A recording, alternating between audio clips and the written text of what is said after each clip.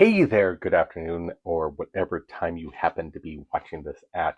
This is Calvin with Mini Pots. Again, in a week in review. This is just an update and what's going on in my hobby, my interests, that type of thing, and we're going to see where it goes from here. So, what I've been able to work on recently is a bunch of these Battle Valor miniature cultists. They are pretty much set. I'm just working on the basing, and how they are painted is using contrast for the most part. I did use some color magic. This is the old Vallejo metallics. I really like them. I've been happy with them for the most part. I did a final, after I did all the colors, I did a red of Flesh Terrors red, and then Black Templar on the top. And I did a wash of Marine Juice or Sonic Tonic. These are metal miniatures bought from eBay, Battle Valor miniatures. Give them a look. They do have a website. They're very nicely presented. Nice selection. All different things from 15 millimeter up to 28. They do have some 28 millimeter vehicles. They have a interesting little selection of 28 millimeter Planet of the Apes type of guys, and they have a 15 millimeter Planet of the Apes type of army that you can purchase from them, all listed on eBay as well as I believe on their website. So that's what I worked on. Where I am at right now is I am trying to bring up this. I'm going to be doing a light crackle effect on the base, but I wanted it flat or flatter or smoother or something so I don't have the base of the metal sticking up. So I'm using Mod Podge matte, and this comes on fairly thin when you apply it. I will be doing another couple coats on these, and to make sure it sits right and looks right, then I'll be coating it in a dark brownish black, and then the crackle effects on top of that. The ogre is still where he's at. Hopefully I can get him based and maybe paint some pupils. I did get those eyes painted with Apothecary White by Games Workshop. And pardon my hands, I spilled my Black Templar earlier. And there he is. This is what I'll do. I'll buy another bottle and I'll put on the label from it. So new purchases. My wife and I managed to go somewhere this week, and I picked up some primer from Army Painter. I got the matte black Army Painter, and they don't say it on the front of it. And I did a couple cans of those, as well as the gray one.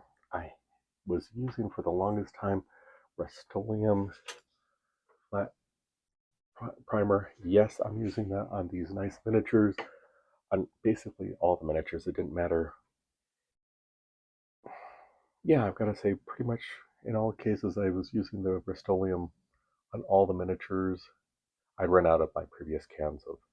I thought for 18 bucks I can buy something that's comparable for 10 bucks. It's a no-brainer as far as I was concerned. But the Rust-Oleum primer doesn't seem to last as long. Something in the can or the propellant gives out, and I just am not able to get those last few bits of sprays out of it. It was lasting fine. I don't know. I picked up this Turbo Dork wet palette, or not wet palette, little paint palette. The neat thing about it is if you let the paint dry in there, it comes out no problems. I did this earlier. This is actually my third go around on this video, and hopefully I'll get everything in the context that I did originally. And I just like that feature. I saw it first on Uncle Adam or Tabletop Minions, his video, and this is a very nice Red Grass Games paint.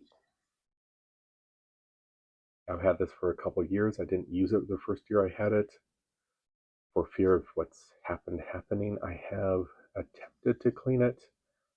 If you have any ideas, I might try a alcohol of some kind. The other paints I did pick up are, and that's okay. So to prevent this, that's the reason why I got this. You can easily, when you paint in there, it dries the next day, the next night, depends on where you're at and the humidity level. You can just pop it out and it comes out in one big thing. If you play with it before it's dry, you'll get this little discoloration on the bottom. Picked up a couple bottles of the War Paints Fanatic Dark Tone. I am probably going to go back and pick up a couple colors of the AK colors, or I could be picking up War Games Fanatic. They have a bootstrap brown that I'm interested in, as well as there's a couple colors of each that I'm thinking of getting. On Amazon, I got notification that this was up for pre-order. I pre-ordered it a little while ago. I did not order the book. It's from Amazon. So, I mean the miniatures. And it is a very, very nicely presented book. The art is wonderful. It is Osprey, so that tells you something. The reviews so far seem to, I don't see anyone who's actually played it make a review, but it looked interesting. It looked like something I could do with my wife and family. We'll see where that goes. I picked this up also. It's by Mike Hutchison, which is the author of Gaslands. And why did I get this? It's such a different thing than I normally, although I'm thinking about getting into bolt action. I generally like the more scientific, not scientific, science fiction or fantasy stuff. It just struck me as interesting. That's all I can really tell you. The idea of playing with little boats on a large board. This also has a neat feature where you have hidden movement, where you use poker chips for your fleets. You've labeled them on one side, and you keep those hidden until they reach a certain point and they are scouted or revealed. Pardon me if you hear that in the background. I have a couple kids deciding to get rambunctious. It is what every little Osprey book, war game book is. Totals in at 80 pages. They have a miniatures list, which I'm going to show you. And why am I showing it to you? Because there's been some times I've wished that I had known. I've been interested in something and I didn't know exactly what I needed to get. And here it is. And he says, in terms of miniatures, you need an absolute maximum of the following: 2 fleet carriers, 2 battleships, 2 light carriers, 3 heavy cruisers, and 3 destroyers. Now this is per force. So if you're playing solo, you'll need twice that many. If you're playing against an opponent, you both will have to buy at least that many. The planes miniatures, which I thought you had to get, you don't. It is abstracted in the sense of you play with playing cards and dice, and that shows the attacks and defense and what gets modified. It's clearly described and gone through multiple times in the book. Again, that specific command, I'm interested in it. I'll give it a read. I don't know if I'll be able to do a real playthrough. Same with the Harefoot Jousting. We'll have to wait and see what happens in lines of miniatures with that. The things on the work table, I hope to get these guys finished this week. I hope to get basing on this guy finished. Maybe do some just color on the stone and add a little bit of grays and whites.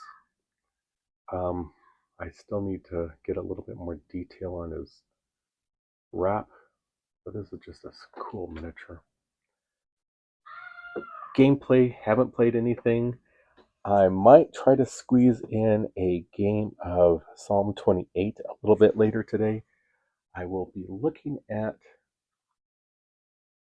When Nightmares Come, which is a game by Patrick Todorov, and seeing if I can get a couple plays of that in.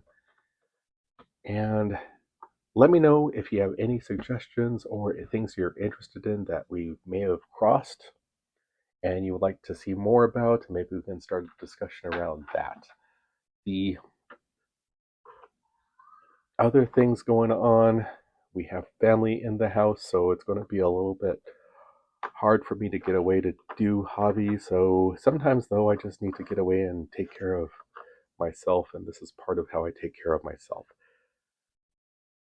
Anything else going on? Well, something that I'm going to bring up. The family member mentioned a project that had been given to me some time ago, and I totally have forgotten about it.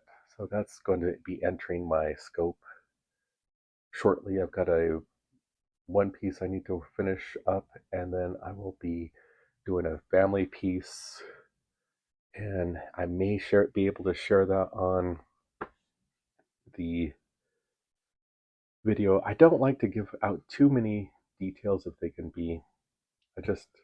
Certain things that I don't know if they're always right to share and discuss. And so, and if there's something that crosses that threshold, I'm going to probably hold back on revealing too many things on it.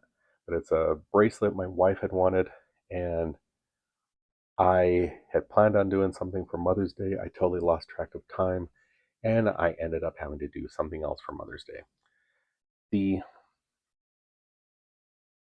Something cool, I got a printer in, and I finally got it set up. I did a Kickstarter, and I don't have samples of the stickers. It is a lean photo sticker printer and cutter. So what it will do is, you know how you can buy those nice stickers where there's like a 2mm border around it, but they are in an oval shape, or like you want to do a sticker of the bottle of paint, and it'll cut just 2mm around it, and so it looks like a really nicely well done professional sticker. I'll try to set it up so I get a couple examples of that for maybe my next video. In any case, hope you are doing well. Hope you take care. Again, remember to like and subscribe. If there is something in any of my videos, please remember to let me know if I can work on something, change something, discuss something a little bit further. I'd be more than willing to. Thank you again, and take care until next week.